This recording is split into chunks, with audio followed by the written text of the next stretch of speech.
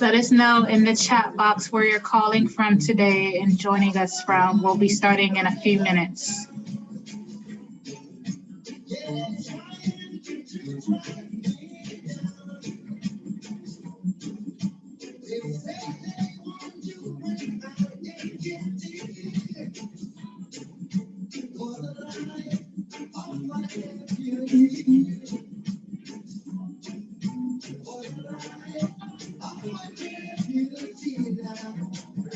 And I said,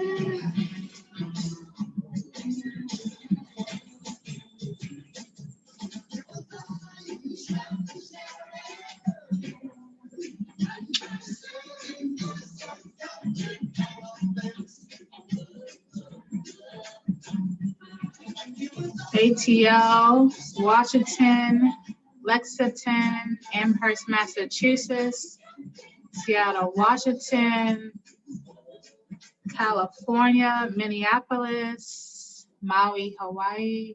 I've been to Hawaii a couple years ago with Rashad, who was just on the last panel. It was beautiful. I wish I could be there now.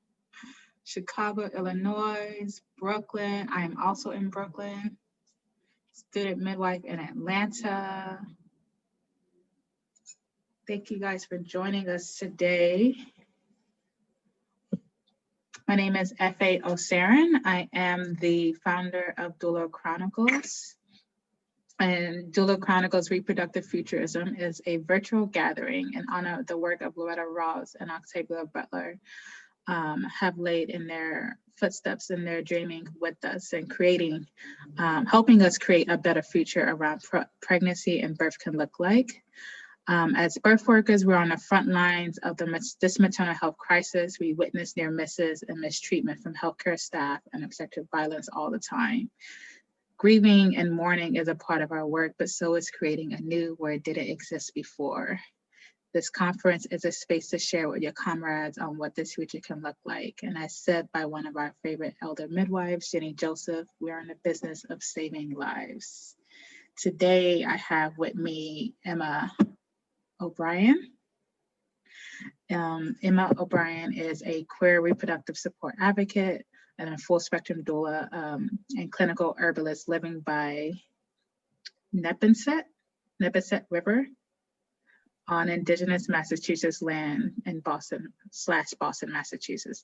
Emma can frequently be found attending births, offering herbal workshops on perinatal topics and trespassing around local green spaces with her pup.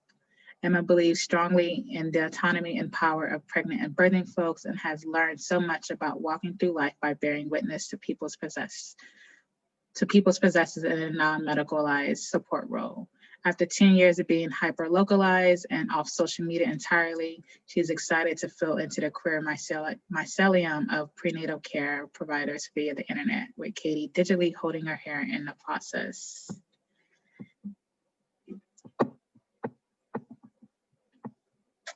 Katie is a full spectrum doula and childbirth educator, social worker living in and working on ancestral lands of Massachusetts.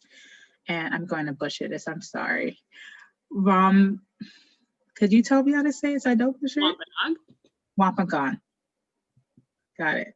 People in the Boston area. Katie believes our bodies carry a wealth of information about how to navigate this oppressive world, including when reproductive experiences make our relationships with our bodies feel messy. Katie loves partnering with folks to affirm what they know and share any information and tools that they have that they might be supportive and work together to find ways in making experience of their own. They're so excited to be part of the Building Authentic community with other birth workers that values collaboration over competition and affirms what queer and trans people know and supporting each other in our communities. Wow, you guys are amazing. Welcome, Katie and Emma. those of you who are joining us, any comments that you are interaction with your panelists or presenters will be in the chat box and questions in the Q&A. And the floor is yours, guys. Thank you so much, FA. This is amazing. It's literally such an honor to be involved in this project and included among all of these other really amazing speakers. I've enjoyed listening to folks the last couple of days. Yeah. You have anything you want to add, Katie? Thanks for having us. Yeah, I'm so delighted to be part of this and to be building and dreaming with you all. I hope that this is a space where we can share a little bit about the work that we've been doing and also create a little bit of space for folks to connect with each other, to find folks who are interested in having similar conversations, for folks to share the projects that they're working on. My hope is that this can be really interactive and a space to do a little bit of community building, even as we're coming in from all over the place to try to do to practice in real time doing some of what Emma and I have been thinking about for the last several months and been building together. Yeah, so we have some basic slides. We'll show you them and share and tell you about what we've been working on. We'll start by talking about kind of us and what we've been doing. And also, yeah, we really want to hear from you and what you are doing, especially other queer birth workers. I'm sure you're on here. So this is exactly what we're here for. We want to get to know you and hang out and yeah. Hold on, FA, I think I am technically not a host. I can't share my screen yet. We should have practiced this, my bad. So yeah, how many folks, tell us in the chat as we're getting this together, are you queer birth workers? Are you queer and trans birth workers? Are you queer and trans families? Yay, amazing. Hi, Kyla, I went to your thing. You're amazing. You should have access now to share. Okay, beautiful. Tell us. Yeah, we want to know where you're from. Like, obviously, you know, we already have a question in the Q&A about finding kind of competent care. So please help us find each other as we're like putting this stuff together. So beautiful. Yeah, so what, you know, Katie and I have been working on through this LGBTQ birth project, basically, you know, I think all of us, I think all queer birth workers kind of want a more connected, more engaged, resourced community. Like we wish in every city we had the lactation consultant and the midwife and the postpartum worker and the therapist that we feel really confident in sending our community members to. And, you know, now that we're all on the internet, most of the time, and I say this as a person who's tried to avoid being on the internet for a while doing birth work, here we are, and this is an important way to, you know, just kind of stay connected and increase access to these things in our world. So currently, this is what we have going on through LGBTQ birth. We have a monthly new parent drop-in group. This is next Tuesday. It's very soon. If you know folks who want to sign up, totally free, can give donations, but these are just spaces we have for folks to gather. I really wanted to do this year in my city. How many folks like want to run queer parent groups in their city, right? And it's tough to obviously do anything in person now. So we have a pregnancy drop-in group as well. And there are other amazing queer and trans birth workers on the internet doing the same things in different time zones. And so we're going to share about them. And Katie, I'd love if you want to tell about your lost group. Yeah, and actually, I mean, one of the things that I'll say is our vision for what LGBTQ birth is and can be is sort of two-pronged, one of which is around building community for queer and trans folks who are in family building processes, which is what a large part of what we're doing with these groups.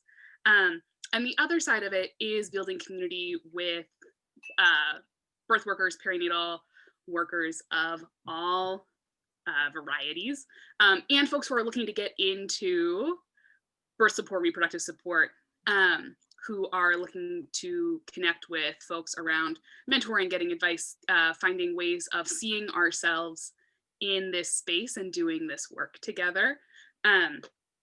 So holding both of those, that this is, these are our offerings for folks who are in some sort of family building or disrupted family building process, which is part of where my loss group sits.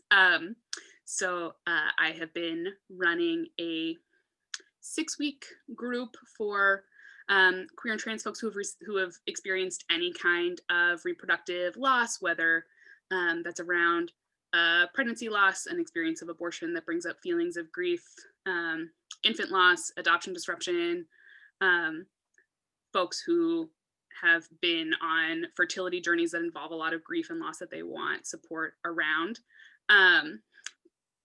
And so we've been building that space together, which has been really beautiful. So that's currently happening. The group is currently closed. I will be running a winter session because there's already been quite a lot of interest around it. I know that there are not really other loss spaces that are queer and trans specific, at least right now. And if you want to change that, let me know. Would love to share resources and collaborate around getting more groups available in more places, in more time zones, facilitated by a wider range of folks than just me. Yeah, so that's what we currently have going on for families, folks who are pregnant, have been pregnant, are partnered to folks who are or have been pregnant.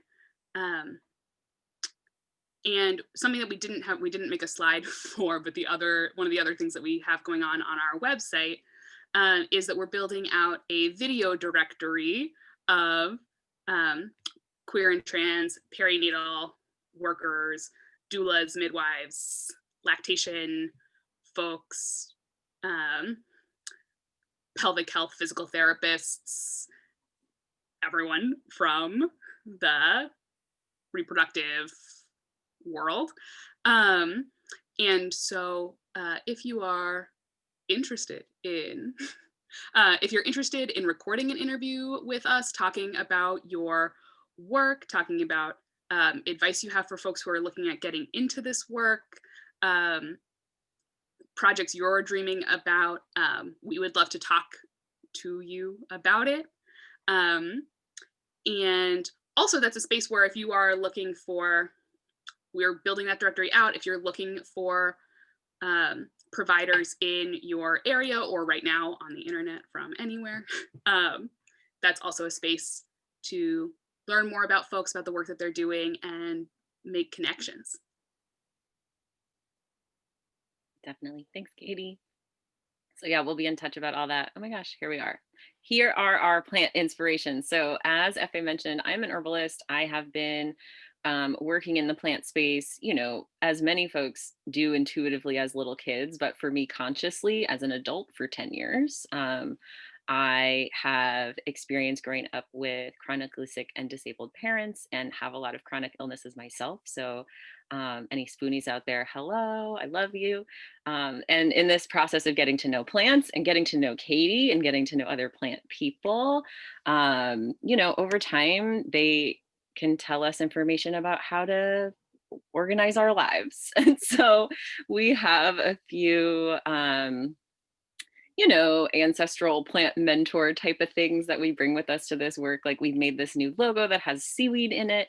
We're really excited about more, you know, ancient forms of reproducing plants that are sort of transitionary from sea to land. We have this ghost pipe here, plants that kind of are edgy between the woods and the meadows or the water and the land. So yeah, we love the seaweed for their holdfasts and the ability to kind of hang on in really turbulent waters, like to be connected in a way where there isn't even really ground to be connected to yet. We find incredibly humbling. And as well, this like usnea on this branch here is one of my faves. So yeah, algae fungus combo. This is like the movement from sea to earth and thinking about plants that reproduce with spores and getting into mushrooms and decomposition, all very important to us as we think about like what exists, what needs to die, what needs to be like crumbling and decomposed into other things in birth work, in perinatal spaces, in, you know, our culture, in white supremacy, like what can we be decomposing and breaking down to the carbon and the nutrients in order to feed other parts of the network that may need more nutrients or need more water. So yeah, more to add to that, Katie. Yeah, I mean, I think that we are in a moment right now where so much organizing has been disrupted or looks different right now, and I think that for a lot of folks, this has been a time of doing some sort of intentional adaptation. And what part of what that process has looked like for us has been looking at like what principles can we find from some of these plants. And also, I think something that is true, that is like largely quite true in worlds of queer reproduction and family building, is that there are a lot of systems and structures that are designed to make people feel like they are alone, like they are the only person who has thought to build a family in this way, that everyone is inventing the wheel for the first time. And I think one of the things for me that is really valuable about looking to some of these plants is to say that like, these are not new in the way that we know that queer and trans family building is not new, and it's not exclusive to humans, and it is there are all kinds of models for reproduction and for building families and communities that exist in our world, and these are some of them, and there are things that we know to be true, and like we have been like told all the time to like doubt, and I think it's useful to be grounded in the fact that like in the natural world, like we know that in between spaces have forms of life that aren't possible anywhere else, that there are that creatures that can move between environments have forms of resiliency that only exist there, and that are building things that are new and important, and that some of that involves holding on to some of these traditional forms of reproduction that are about that we can be adapting the past into creating new futures all the time, and that plants have been doing that longer than we have been on this planet, and they will be doing it longer than we will be on this planet. And so that's certainly a place where our ideas about what organizing looks like are grounded, and I think it's where a lot of our ideas about what reproduction and family building look like are that's where a lot of it finds its roots. I love that, Katie. And plants are evolving right now too, you know, like we have all these ancient plant traditions too, but these plants are living in a pandemic. These plants are living, you know, in climate change. They are living with animals that are getting rerouted in their life patterns. So, you know, and a lot of times they evolve a lot faster than us. You know, they've developed more adaptive ways to deal with, you know, these things fluctuating. So it's, yeah, where we draw a lot of our, you know, inspiration from. But what we really wanted to spend the bulk of our time talking about and starting to do together is building these resource networks. So part of what we've done in chatting with birth workers about their practices is asking people what they're trying to cross-pollinate in the community. And so for some folks, this means they need money to do something. And for some folks, this means I'm working on this and I need collaborators. So we really want to tend to the mycelium of the queer birthwork network here online, so we can not feel like the only people in our cities and our towns, and we can realize all of what's happening and how connected we can be. So as we are feeling into our soil here and realizing like, okay, maybe there's, you know, we need to send money in this direction and these people need more nutrients or whatever. So here's some examples of folks in our greater community. Obviously it's even way bigger than this, but here are some folks to the left here. We have Nadine Ashby, who is a queer birth worker creating a birth worker training organization focused on the queer and trans and BIPOC experience. and really centering that in the whole program. So birthrevolution.org, they're doing some fundraising. We have Ashley Hayden Peaches down here, who's in Kansas City, who knows a few queer doulas in the area, but who wants to know more, wants to get the word out more to other queer and trans families in the area that perinatal support is available to them. Just kind of having that be more well known in the community.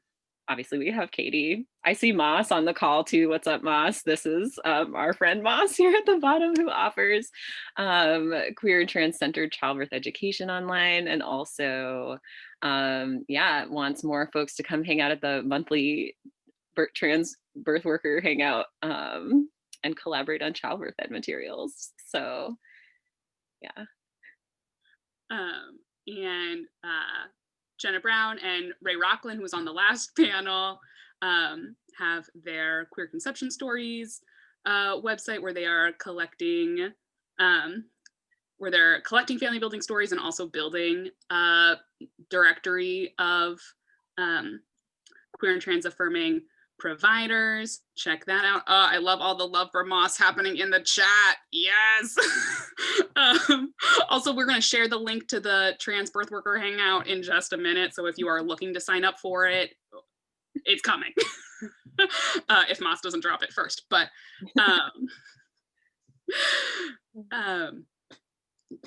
yeah.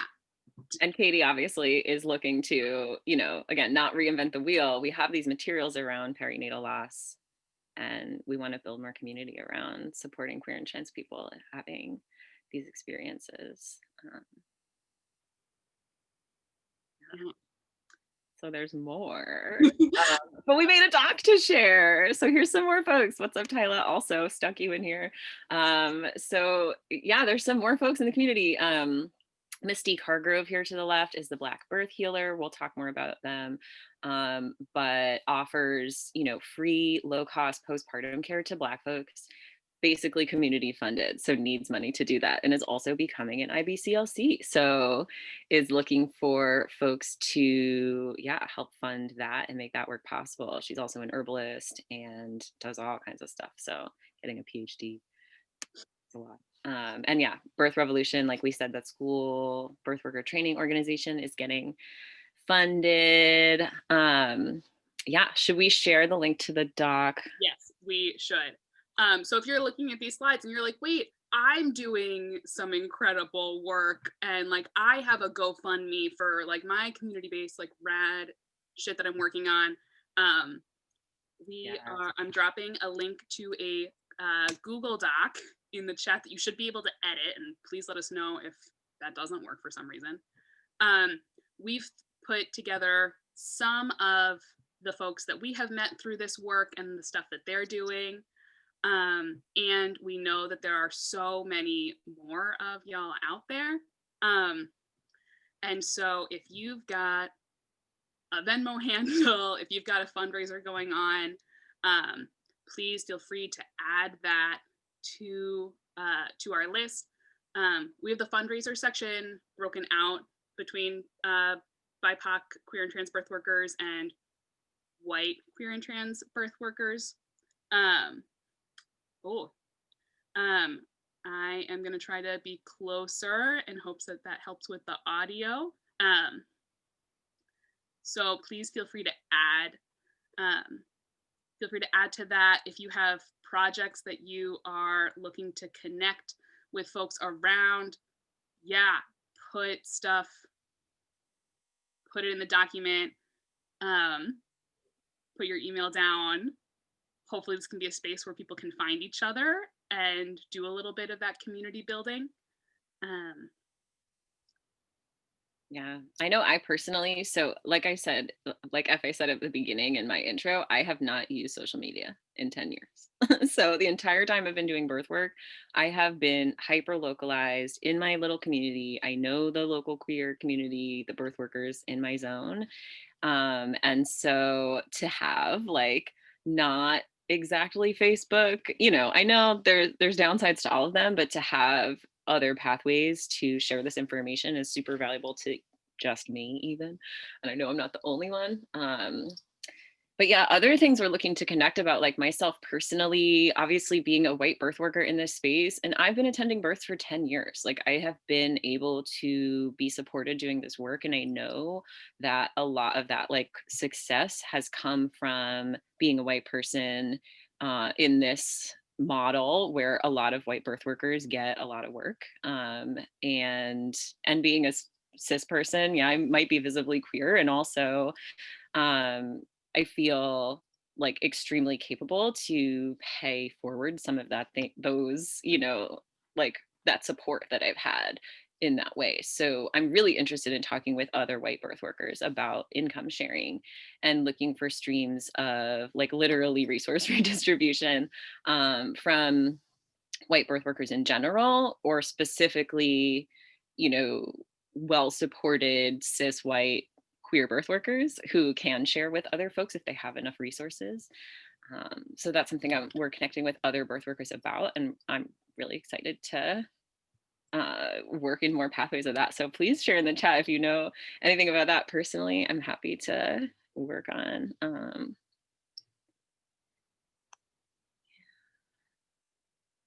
So do we have any other folks? Like, what are people doing in their areas? We especially love lifting up specifically focused childbirth ed or parenting classes or any kind of educational opportunity, breastfeeding classes, lactation classes, chest feeding classes, and parent spaces too. Like if there are, because this is really, having worked in queer perinatal spaces, a lot of times people are just looking for each other. You know, maybe they're the first people in their social group to have friends, or they're, you know, the last. And so it's, you know, I'm very excited about anyone trying to build friendships between other queer families too.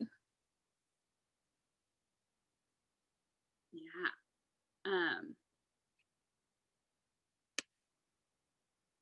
So excited about folks adding to the Oh yeah, how's it going in the doc? What's new? Folks are adding stuff to the doc, which is super exciting.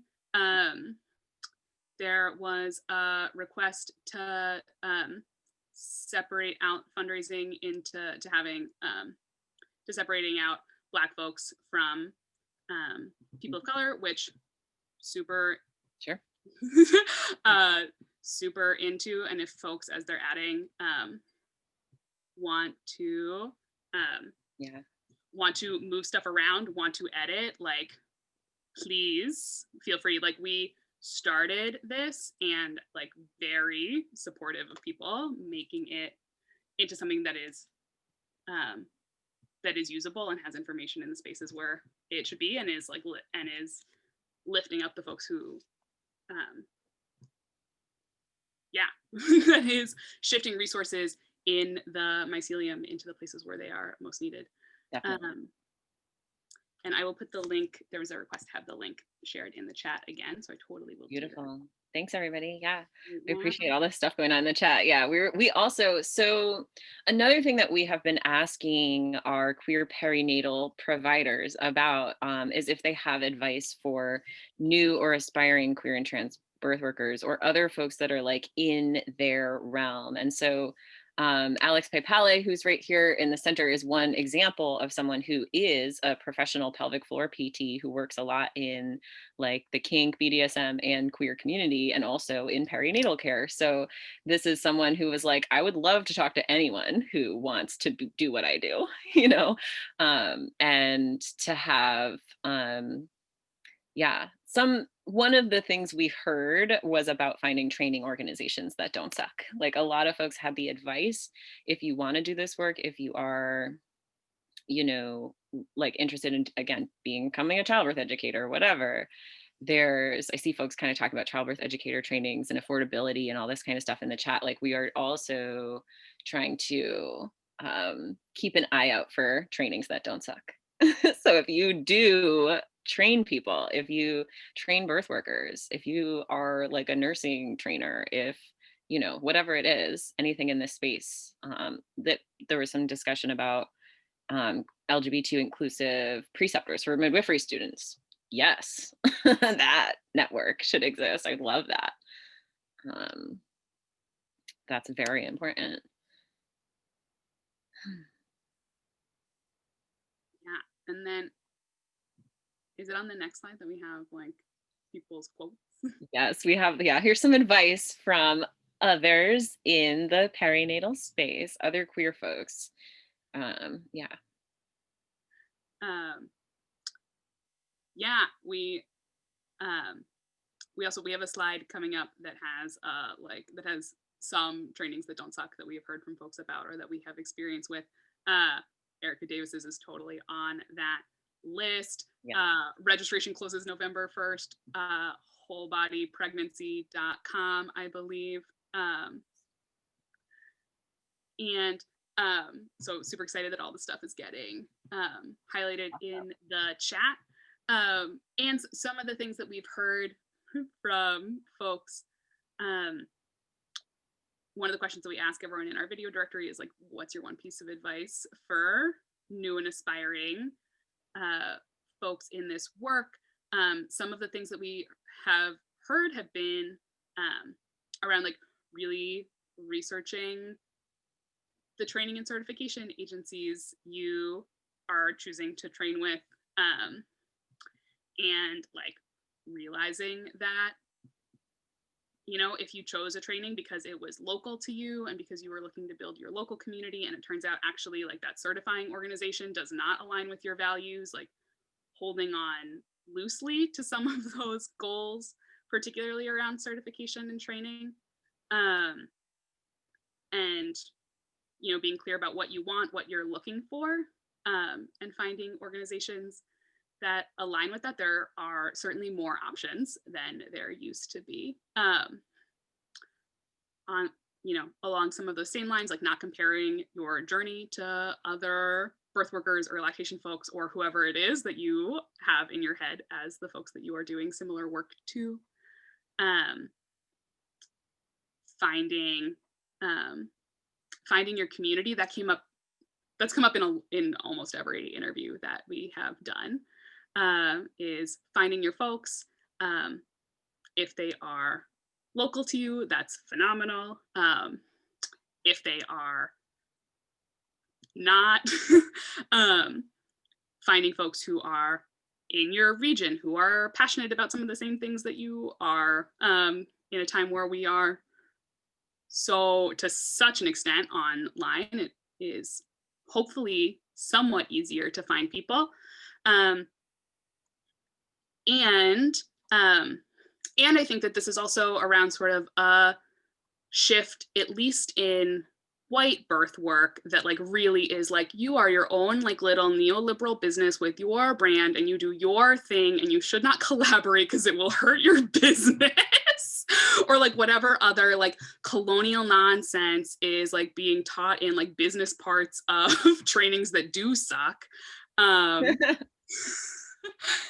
like, I think something that like we are hopeful for, and that I think that there are lots of folks who we have talked to who are also of this mindset that like, we need each other, and the extent to which we can be working together is the extent to which like we can be building the resources that we know that our communities need and that we know that we need to make this work sustainable. I know there have been a lot of conversations about burnout this weekend, and I think one of the ways that we make this work sustainable for ourselves is to have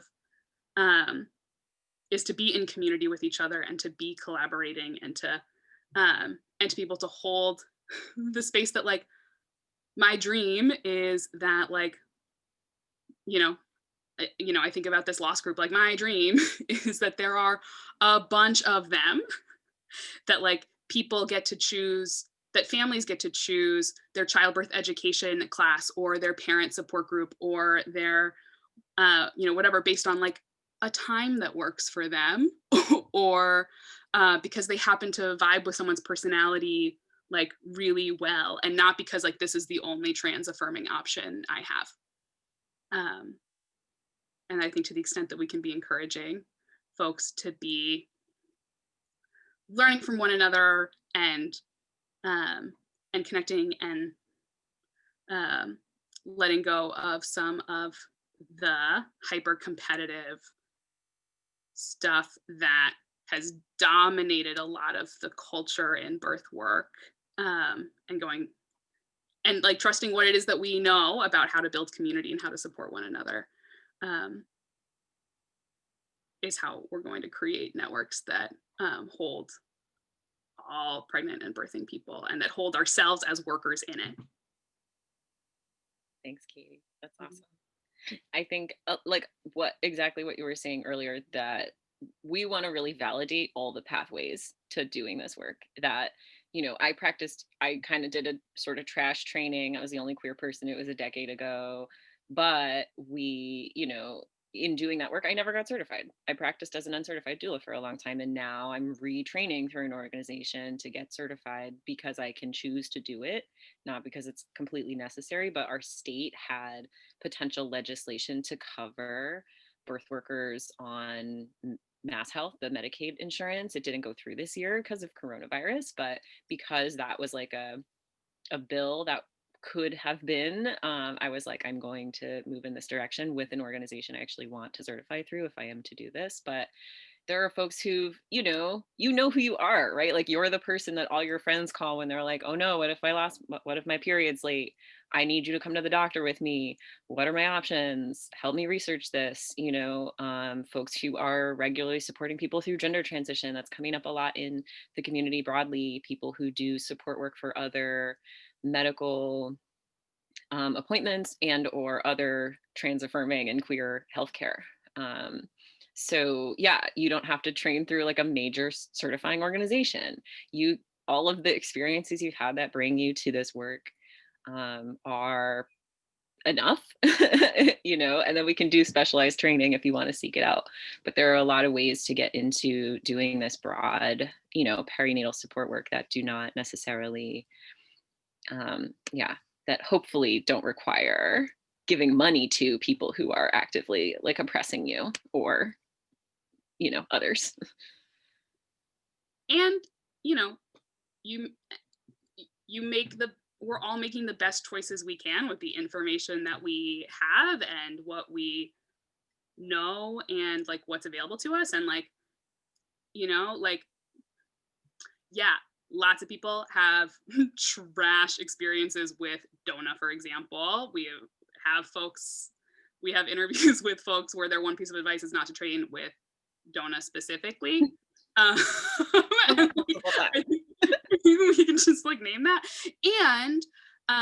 And like there are like lots of reasons why, like if the training in your local community happens to be with an organization that is trash, but you know that one trainer, or you value building your local community, like there are reasons to do these trainings. And I think that the real thing is to like know what you're going in for and what you know your why. Like, why did I make this choice?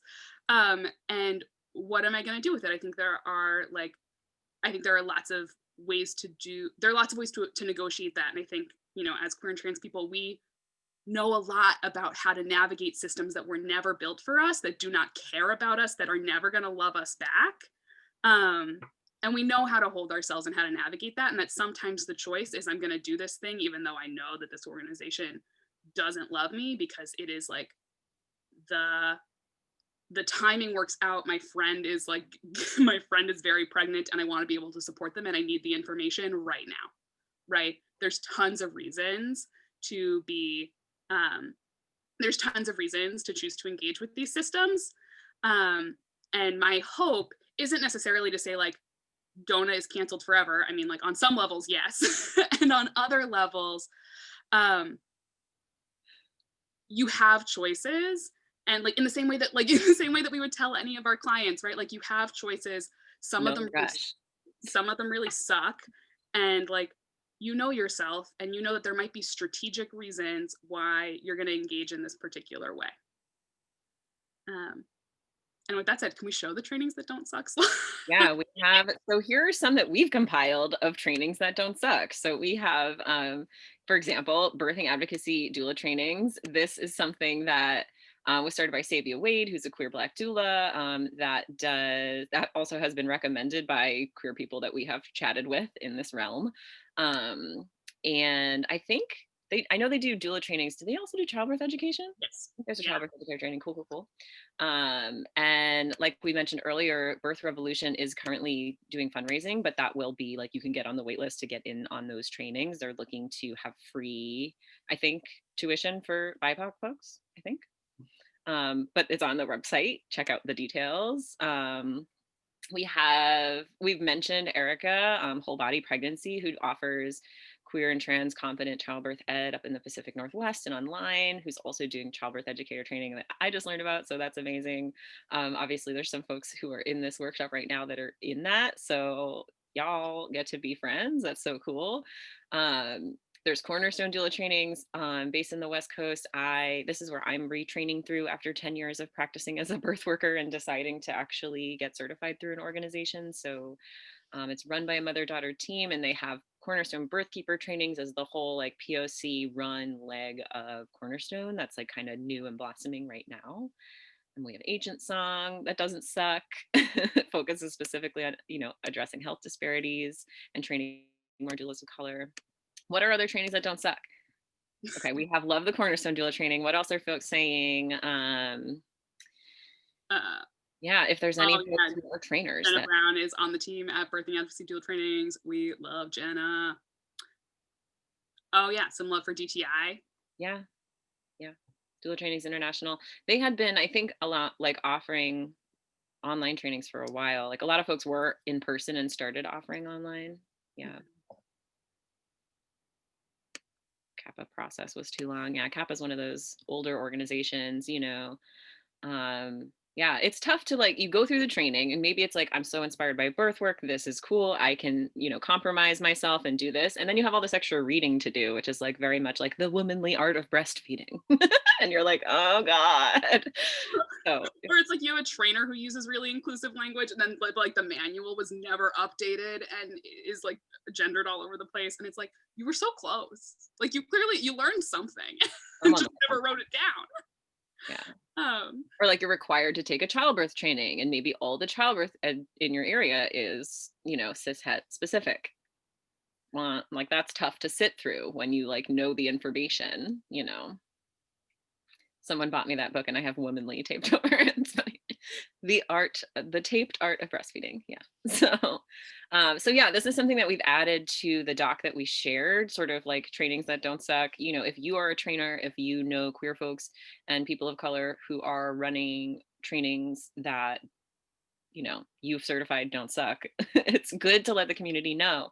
There may be 6 or 7. A lot of folks feel rushed. And so this is the other thing when we were talking about trainings, like in labor, as birth workers, we're often like, let's slow it down. You're not in imminent danger right now. You're safe right now. Like we don't have to go to the very first doula training we see just because it's this weekend. You could do one that starts in like a month. That's amazing. It's not that long from now, So yeah, thanks for mentioning Kenya as well. Birthing Beyond the Binary. Yes, new birth worker training specifically for supporting queer and trans and gender non-binary folks, who is definitely in our extended community. Definitely check that out for birth workers looking to kind of deepen their skills and comfort with working with queer folks. Because again, it's like not most doula trainings don't focus on that. So you have to like do a supplementary thing. But if you're going to do one, someone like Kenya is amazing.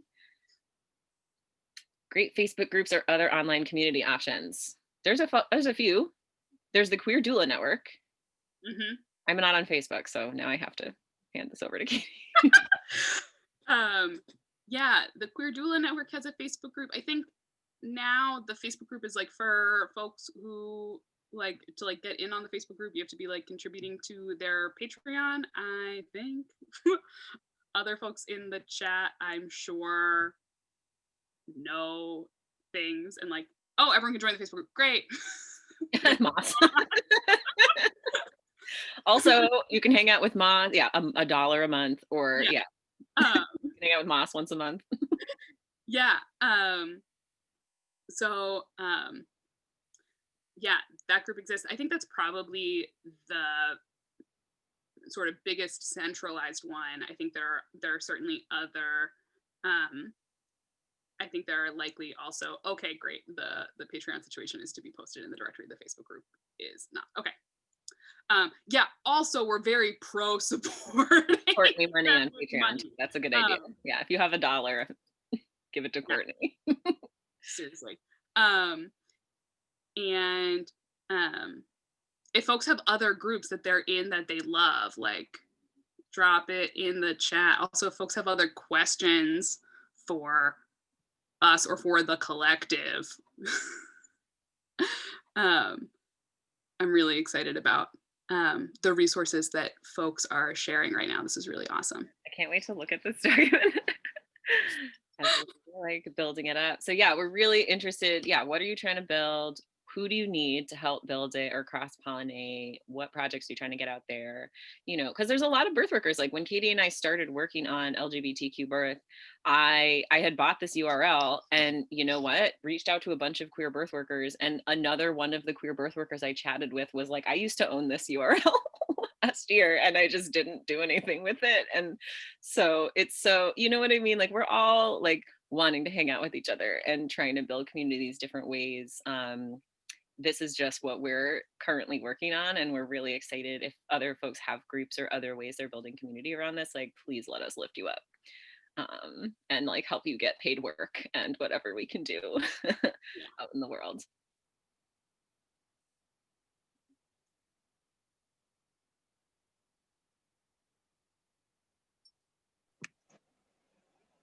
Are you ready for Q&A, or you wanted to keep going? We could start Q&A, yeah. Unless there's like specific things in the, you know, specific projects we want to spend time talking about that people are like posting. I haven't looked at the doc. But. Yeah, I've been looking at the doc and it's being updated so quickly. It's what an amazing idea to do it during the panel.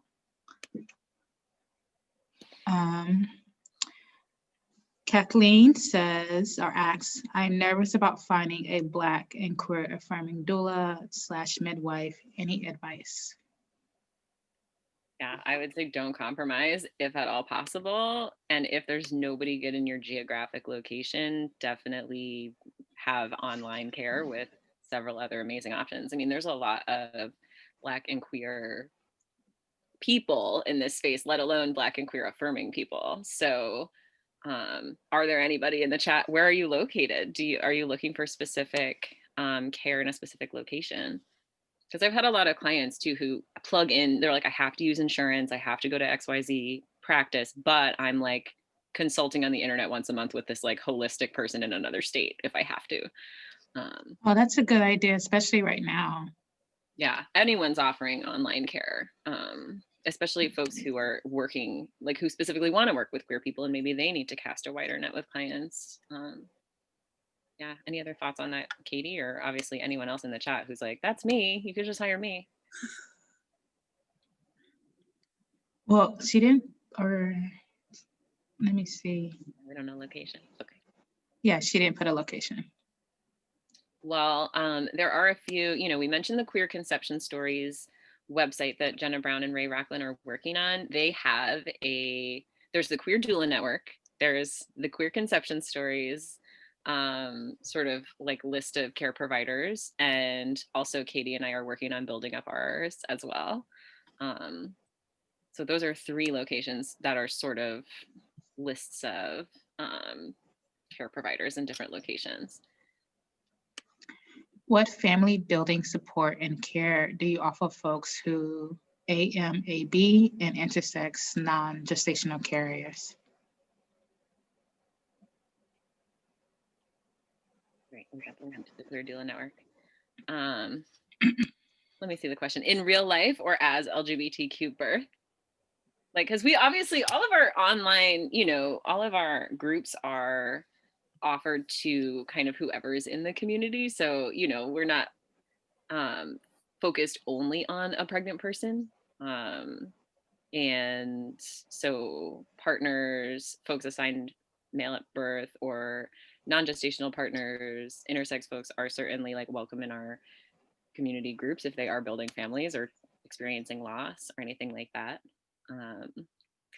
I think we've talked to some other queer perinatal providers about how it's really fun to bring your queerness to working with partners, even if it is like a cis male partner, having that queer perspective on, you know, partnership, being flexible, the way sex might look different, the way your gender roles in your relationship might look different, can definitely like inform working with partners. But do you have any other thoughts on that, Katie? Yeah, I mean, I think that something that and something we've been clear about in the process of building our groups is that we want them to be spaces where folks are participating, you know, that folks are able to participate with what in whatever their family building process is looking like and how they're involved in it. It was something that it was one of the things that I was thinking about, particularly in like building the loss group, about like creating a space that was inclusive of family building disruptions that included adoption disruption or a loss that maybe was a surrogate who had a pregnancy loss. And that was a space that could hold all of those experiences. And I think that there is a need for more specific, I think that there's a need for more specific resources, especially for folks who are assigned male at birth. I think there are not a lot of, there's not a lot that currently exists. And I would be really excited about supporting more of that work and about having more of those specific spaces. And for intersex folks, I think that there are so many distinct parts of that experience that get erased that certainly get erased in like cis het birth world, and I think aren't always held well in queer and trans care. There's also, I saw a question in the chat about what adoption disruption is. It's sometimes also called failed adoption. I don't like calling any family building outcome a failure. But anything that might disrupt the process of an adoption, sometimes that is, certainly there are too many queer and trans folks who have had experiences of being dropped by adoption agencies that are failing to provide care and services to queer and trans families. Certainly there are stories of, there are lots of ways that adoption can get disrupted in ways that like are experienced as losses by intended parents. Yeah, sometimes under the label of failed adoption. I am going to choose not to use that language, but it's language that's out there. There are hashtags for it. It might be language that you hear people use.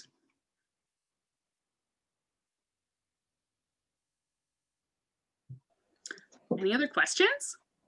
No, it was those two.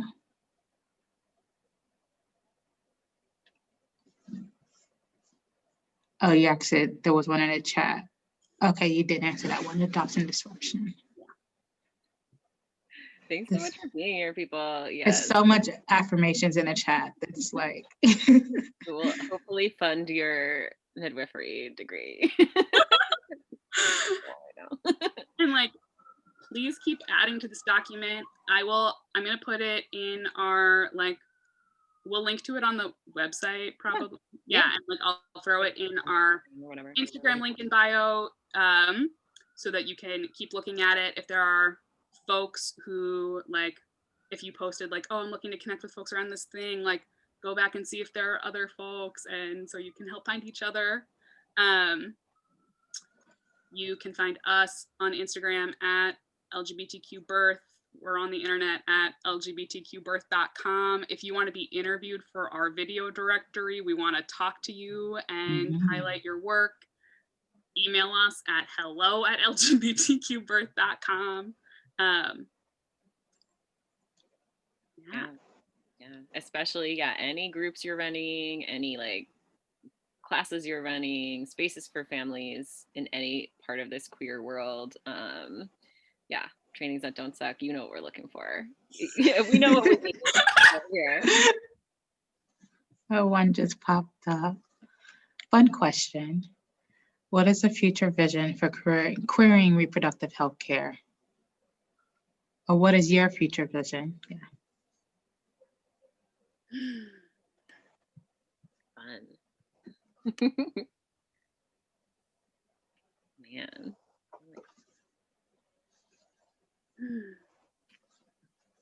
I think I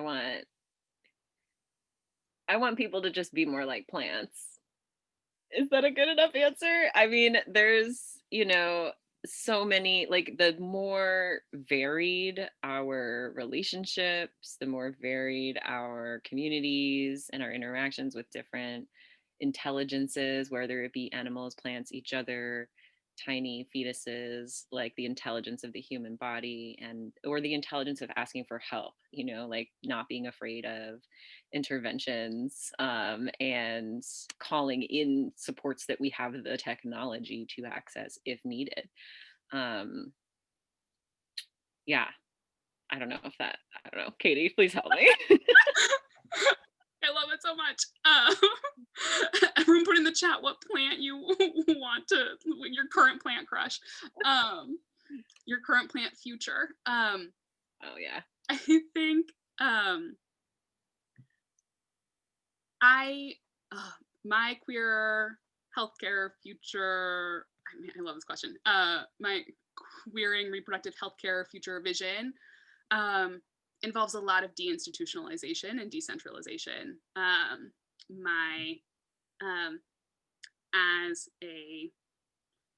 As a social worker, a lot of my dreams involve thinking about the ways that our mental health care system and the mental health care industrial complex impacts people's abilities to access reproductive health care, impacts people's family building. I envision, so like part of my queer reproductive healthcare future like requires the abolition of psychiatric incarceration systems and like all carceral systems. My visions include people being able to get care from and in their communities. Ray Rockland has this line in the interview we did with them about how queer-centered care is care that calls people by their names, and envisioning futures in which people are able to be surrounded by folks who are supporting their health and wellness and family building journeys of people who call them by their names. And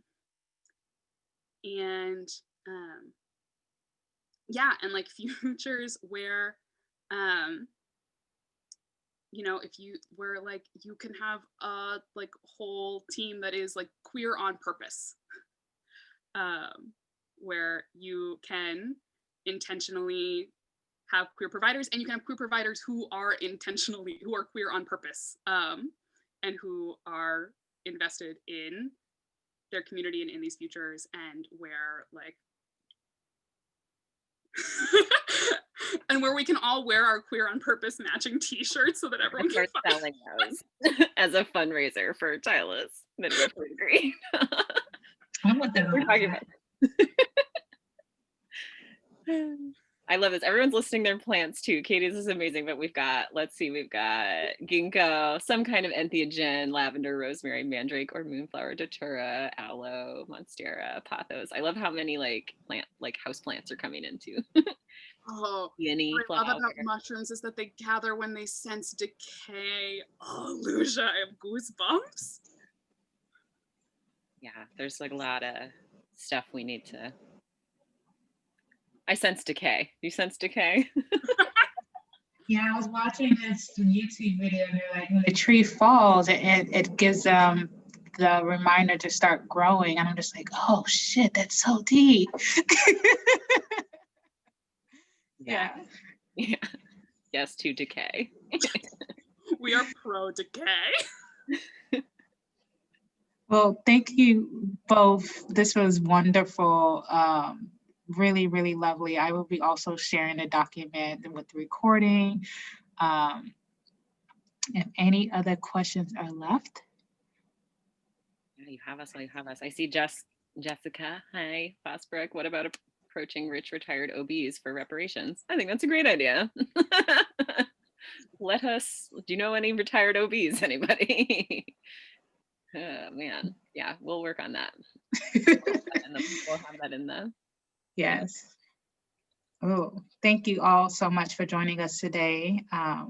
Looking forward to the next couple days left of the conference. You can reach Katie and Emma at lgbtqbirth.com.